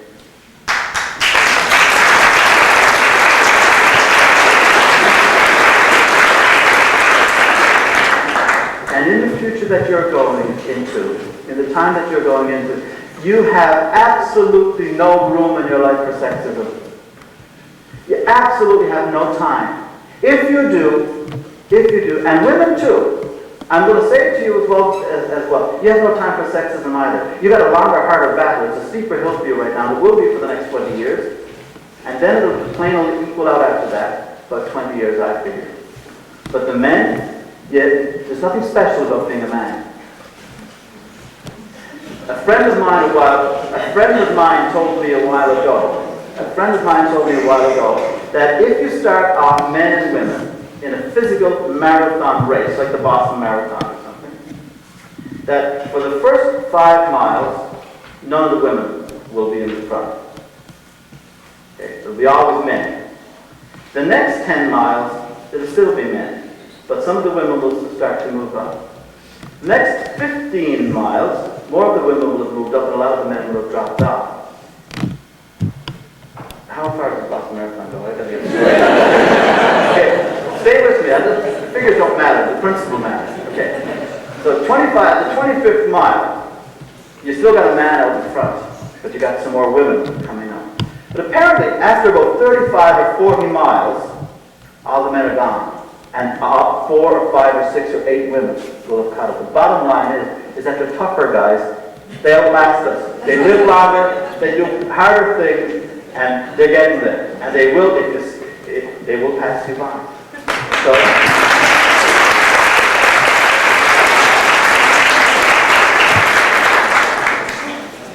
another quick little thing I want to touch on.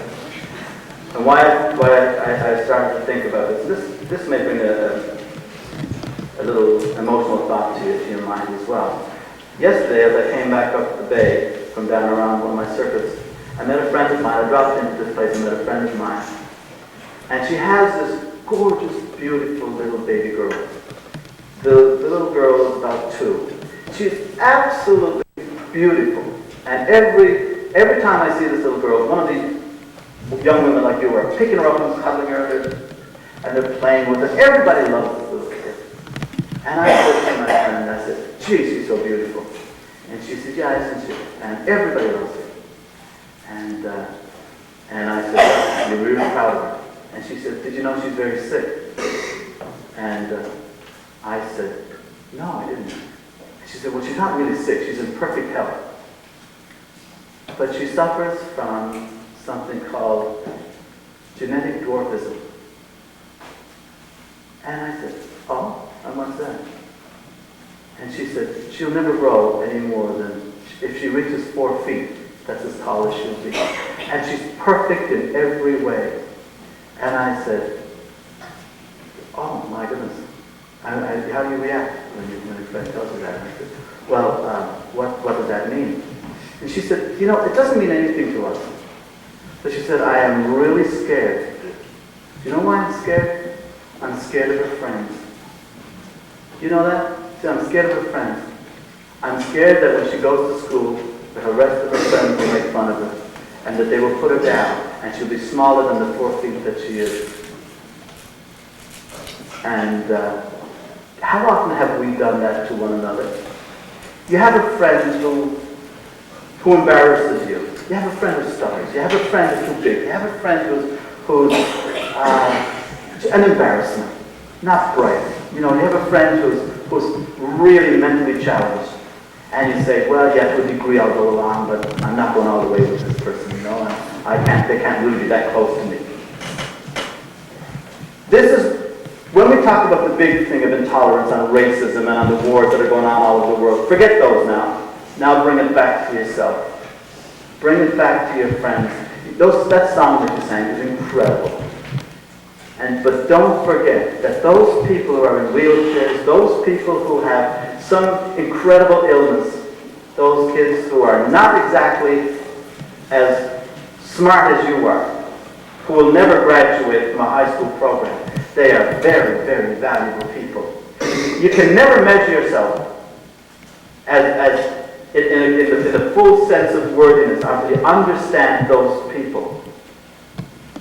And when they act out, or when they're quote an embarrassment to you, that's the time you've got to dig inside and find that courage. That little girl is perfect in every way, but she's got a really tough uphill battle because her friends will be the first to turn on her. And that's what's sad about that. Her friends will be the very first people who will let her down. And her mother is getting her ready for it right now. Her mother's telling her about her illness, or about her condition, because it's not an illness. Because what else can a mother do? So, I have seen heroes in my courtroom. I have seen heroes with grade 8. I have gone down off the bench and stripped off that pompous robe. I don't feel pompous and I feel humbled in it. And I've taken it off and I've gone down and I've shaken the hand of more than one young person. I said, my God, there should be medals for people like you. You know, there should be real medals for people who somehow have gotten to grade 8 or grade 9 and have been abused all their lives, or been beaten, or have been put down, or have been humiliated all their lives. And all of a sudden you have this person in front of you. A real, live, honest-to-God hero who's already done 5 or 6 break-in entries because that's what life has dealt him. So don't forget those people. And sometime when you're passing by on the street in Toronto or downtown Vancouver and you've managed to get your university degree, reach into your pocket sometimes. It doesn't matter if the person takes the money. What your principal said tonight was incredible. I applaud that man. What he said tonight was absolutely incredible. And when you're passing that person sometime, it doesn't matter if he takes that, whatever he's got in his tin cup and goes and buys a bottle of wine or a bottle of booze. Reach into your pocket and drop whatever you can afford into his tin cup or into his guitar case or into whatever. It doesn't matter whether you think that he should spend it one way or another. You tolerate his lifestyle. He's not there because he wants to be there, or she. I saw a girl in Toronto one night when 20 below zero wrap herself up in plastic over a grate so she wouldn't freeze to death. And people freeze to death in Canada on the streets. Don't pass. You don't have to give up, but you have to give out sometimes. You know, if you have a buck, give it to them sometimes. It doesn't matter if they spend it on a bottle of beer or if they go and buy a sandwich. You may say, well, I'm not giving you anything. You have to be tolerant. You have to understand it. The Indians say that in order to understand what it's like to be an Indian, you have to walk in their moccasins. That's tolerance. We have a lot to learn from our Aboriginal people in this country. So much. We've taken so much from them. We've given them so many illnesses and so much corruption. And we seem to have taken a great deal from them. Be tolerant of the native people of this country. Not taken from you. And don't, when the temptation to say they don't pay taxes and then write them off because they don't pay taxes, remember this was their land. Remember that we didn't fight a war with the Indians in Canada. They'd never been defeated. We just came in and, hey, took it. Said it's all ours. So, tolerance is what I wish you. Go forward. Have lots of fun. Life is wonderful. The world is a wonderful, wonderful place. It's wrought with all kinds of pitfalls, but you'll see them. You all play TV games. You'll see them. Thank you for having me. It's just a delight to be here.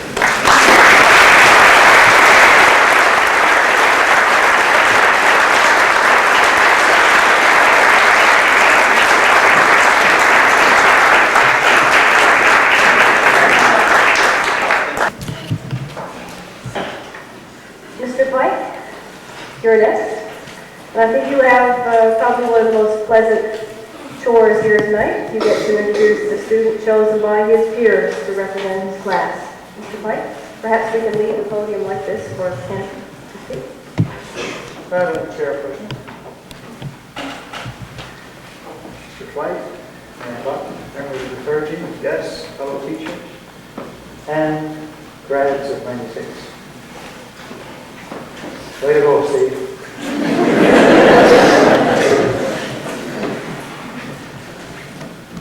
As some of you know very well, I can be some foolish. I'm going to be a little bit silly. This occasion for me is not unlike the unveiling of the new models. Car models, you know, every year. For the past 6 years, our design department, drafting department, and operations people, and training personnel, and the safety department have been working hard to improve and add new options and test these new models, which will soon hit the market. And here they sit in front of you. The chief engineer for this year's models tells me that they are quite individualistic in performance. You may have your choice of smooth, sleek, finely tuned performers like the Heath 96 or the high-octane, lightweight Newman. Then there's the rugged, all-terrain Mercer 4x4.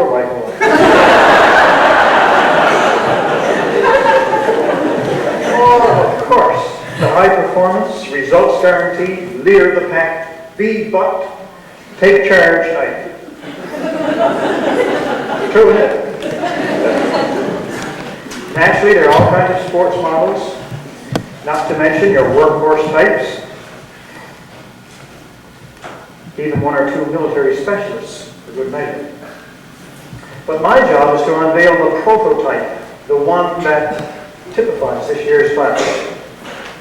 Mr. Foster, the main grad class teacher sponsor, tells me that he's had a few exciting moments.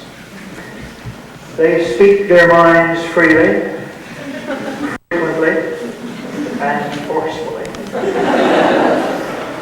But when the curtain comes down, they can and do work together, and you did. And you did a tremendous job. We're proud. So congratulations to each of the graduates of 96. We're proud of each one of you. Now for that prototype. The model is quite handsome, versatile, and can be fun to be with, as any turner will tell you. Kent Baker speaks only when necessary. And those around him usually find it necessary to listen when he speaks. I did. I taught him for 2 years.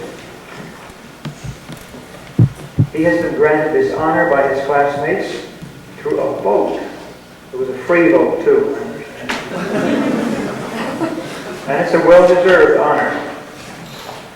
Now, before I continue, I'll give you just a little background. Mr. Foster, as the grads will know, is a leader. But he doesn't stand out in front and say, follow me. And he doesn't stand behind and say, go on up. He digs around and he bustles around and he creates atmosphere and he works in the background, sort of like a farmer, you know. He can spread the fertilizer too. So I wasn't surprised when he did a little digging and helped me out for this little chore. On a mild night in June 1990, a grade 6 class graduated from Indian River Elementary. No, I wasn't going to tell a fairy story. It's true. They were very excited about coming to the big Grad Collegiate, and they had a graduation night with a class valedictorian and all that stuff. Now, I would like you to listen carefully to the speech made by their valedictorian. It'll have greater meaning for you in a moment.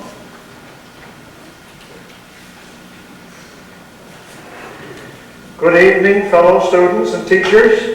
This past year has been full of hardships and joy. But we all made it. Last year we were the top guns, being the oldest and the smartest. Well, some of us anyway. But But next year, we will be the runts and the underdogs. I'm sure we will have to overcome many obstacles, and hopefully we will. Our teachers have been really supportive and fun this year, although Mr. Reed's jokes were a little dry, and Mr. Fowler's could use a little fine-tuning. But even still, it has been an exciting year, and I look forward to next year. Now I will ask the valedictorian of the 1990 grade 6 class from Indian River and the valedictorian of the 1996 grads of Grad Collegiate to come and accept this plaque, which is my honor to present to them.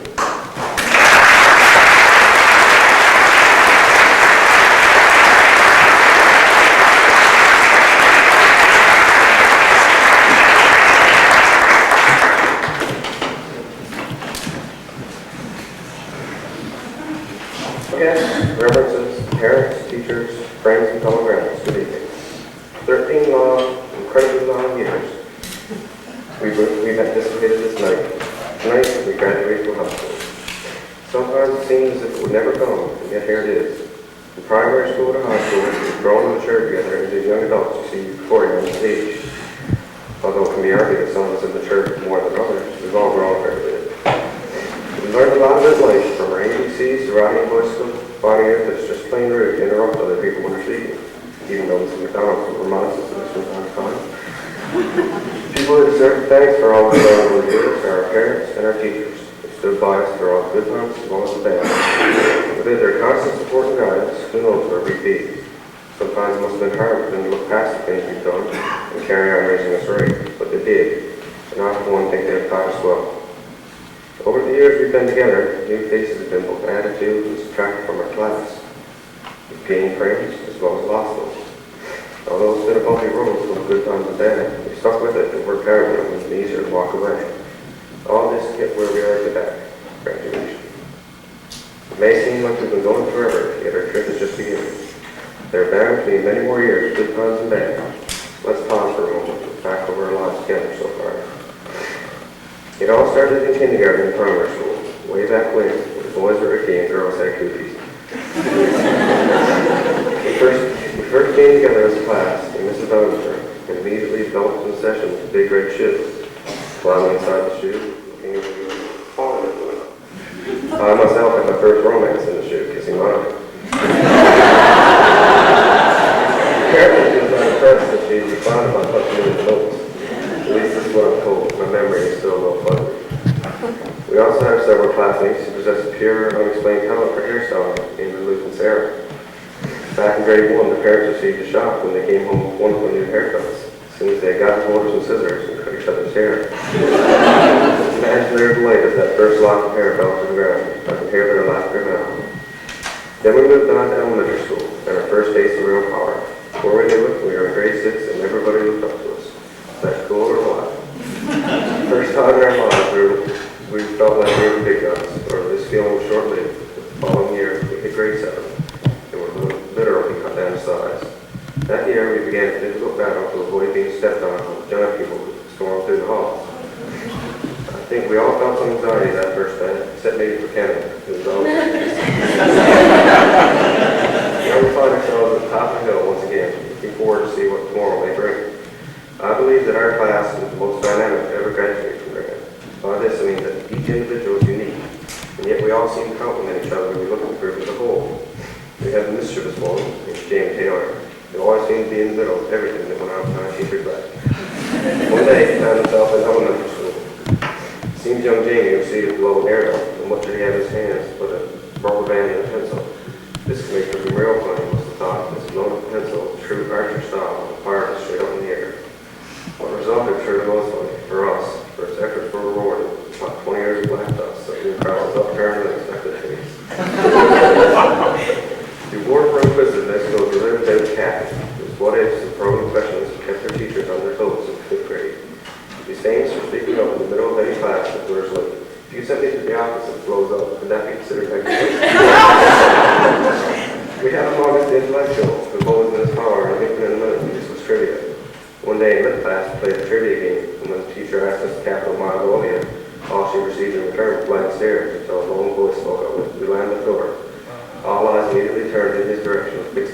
volunteer figure. I just know it was a lot of work. We also had to suffer our stage work. Unfortunately for Vanessa, her stage work to perform a week later during the elementary school trip was canceled. Her nervous in that area. The work most likely to drive for NASCAR was the Teresa. It's seen every day flying around town in her little gray hair. She's so alert that sometimes it seems as if her eyes are everywhere, looking for her except the road in front of her. I reminded us one day this fall when the grad class of summer refreshments were around the ball field. It was my turn to watch the barbecue when I heard a skidding sound behind me. I turned just in time to see Trace and her friends screech to a halt near the driveway. She had looked up just in time to see a truck stop in the road walking lane. Now to come to somewhat less desirable title of chief procrastinator. I don't think anyone would have thought I'd try this one myself. I'm sure Mr. Bauer, Mr. Jackson, in fact the entire teaching staff here at Grant will back me up on this. Especially Mrs. Madden, whose acceptance of my after-supper assignments will probably kept me from failing Latin language this year. Even Steph would agree. I opened my agenda one day to find a little note she left me. May 3rd, graduation. Valedictorian speech. Don't forget the record. But now, on a more serious note, I sit here tonight full of knowledge and experience, full of hope and dreams for the future. These past 6 years have been the most influential and educational of our lives to date. We've learned to deal with love, death, and more importantly, we've learned to deal with each other. This past year, the times we may have seen is that we never put our differences behind us and bridged the gap that had formed between us. But we pulled together and made the decisions that would make this most important night happen. And in the process, developed relationships that can never be broken. And in the words of Vanessa and Vanessa, friends are friends forever. We sit here tonight looking to the future, not knowing what it holds, but one thing we do know, that we'll always have something to follow. Somebody who will always be through. I'm confident that we will succeed in everything we choose to do with our lives. I heard Tracy mention something about driving Dignataries. I'm glad to have known everyone here, and I wish you well. We, the graduates in 1996, the best there ever was or will be, now go our separate ways. Find and make our place in this world.